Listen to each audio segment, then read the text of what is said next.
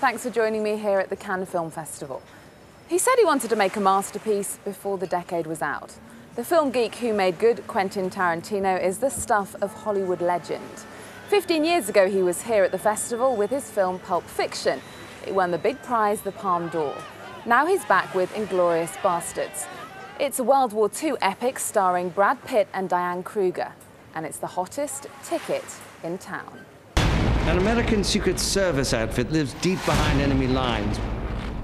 The Germans call them the bastards. In Quentin Tarantino's wacky imagination, the Second World War is one big target practice with Nazis in the crosshairs. An elite troop of Jews sets off to execute as many German soldiers as possible. It's funny, people have come up to me a lot and they've asked me, like, is it a fairy tale? Is it a Jewish wish fulfillment fantasy, or just a wish fulfillment fantasy anyway?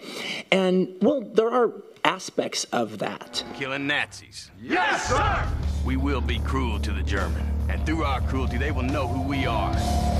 They will find the evidence of our cruelty. I can say that being Jewish, that this is definitely for me, it's like kosher porn. It's something it's something I've fantasized about since I was a very young child, and it really was like I performed a sex scene when I beat that guy to death, and the blood spreading. Well, you get the idea. If at first you don't understand the dialogue, don't be surprised. Much of the film is in French and German, with a cast of homegrown actors that impressed even lead star Brad Pitt. We went toe-to-toe, and we learned a few moves from these guys, so absolutely. It was a pleasure. They put it down. They put it down. Tarantino slaved over this story for 10 years. That and the secrecy surrounding the shoot made Inglorious Bastards one of the most highly awaited films in Cannes. It got rave reviews after the first screening. I think it's a great Tarantino film. It features all the usual Tarantino elements, ultra-violence and really tough pictures that emphasize an extremely structured script. Just sent a text message to a friend to describe it. I wrote mad, stupid and cool, so it's typical Tarantino. So what happens to the Third Reich in Quentin Tarantino's imagination? Well, the answer hits your screen soon. It's not just movie stars and directors who are here in Cannes. It's everyone from fashion designers to businessmen to authors. My guest today is Paulo Coelho, best known for his book The Alchemist, one of the biggest bestsellers ever. In his new book, The Winner Stands Alone, the action takes place here in Cannes. Well, thanks very much for joining me. Hello, Eve. Nice meeting you. Nice meeting you too. Why did you want to write a book based here in Cannes? In fact, it's not about Cannes itself. Cannes is a showcase. It was about values that we lost, and somehow we have to go back again. If you look at Cannes, you see there is a lot of people struggling for their dreams, and at the same time you see this manipulation, etc. So what is exactly the importance of Cannes? It is the movie festival, that it is really a brand today, and besides that, these are all these people, so you see a showcase where you can find people from every level of society and with every single possible brand. And I get the impression from the book you're not a massive fan of Cannes, that you don't I am a massive fan of Cannes in all senses. Meaning you meet a lot of interesting people, you meet people from the movie industry, you meet writers, you meet everybody. Having said that, I think that the main frame of the things that are happening here, it is the movie festival. And somehow we are losing this contact with the movie festival. Today we don't talk that much about Palme d'Or, but we talk a lot about fashion and who walk the red carpet. So what do you think Cannes stands for now? I think that Cannes stands for a snapshot of our world. So what you see here, you can see everywhere. You can see South America, North America, Europe, and Cannes stands for this fight between our heart and our reason. And from the book, it shows that you don't really like vanity, you don't really like that sort of aspects of the world.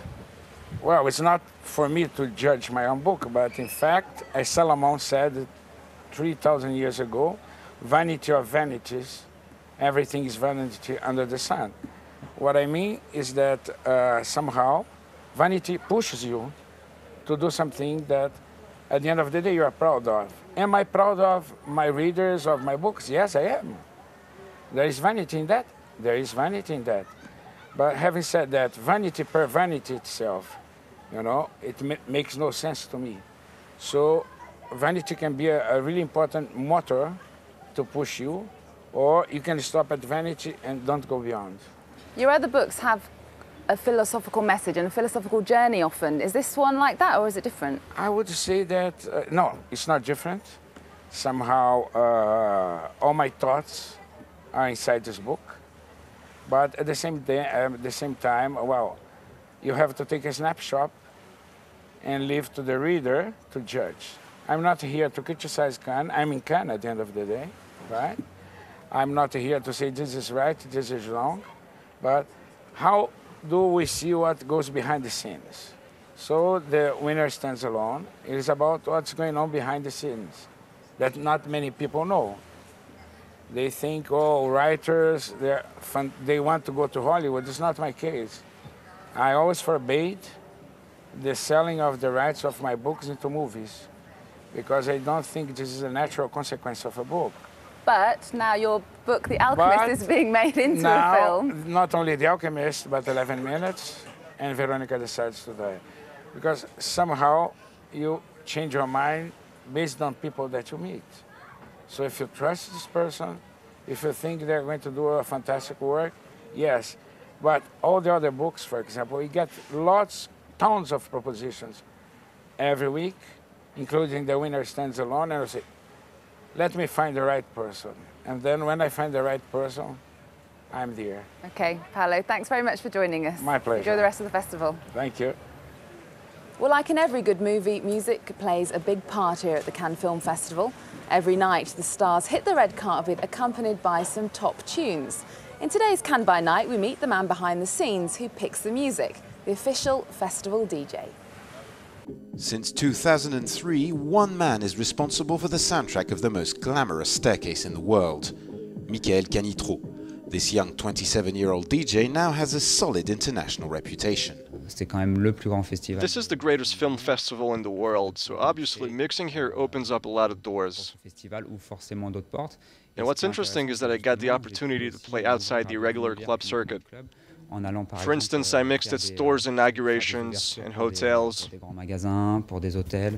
During the festival, he is all over the Croisette, like here at the Terrazza, the Glitterati's favorite cocktail beach, the ultimate aperitif destination. Here, he offers a musical trip around the world. They're having a drink and I try to surround them with a musical atmosphere and take them to different places. I try to make them forget that they're in Cannes for the festival. I take them to Italy, to the States, I take them everywhere with the music, and that's the magic of it. When the night falls, Michael is always mixing at the hypest party in town. This time he's on a boat with shiploads of models and celebrities.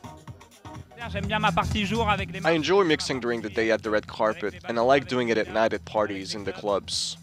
It's complementary. That's what's interesting about being a DJ, you get to do different things. When he's not in Cannes, Michael plays in the world's best clubs.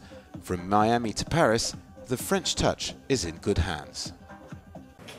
Thanks for your company here on the French Riviera. Remember, you can follow what's happening in the Cannes Film Festival on our website, that's at france24.com. I'll see you again tomorrow.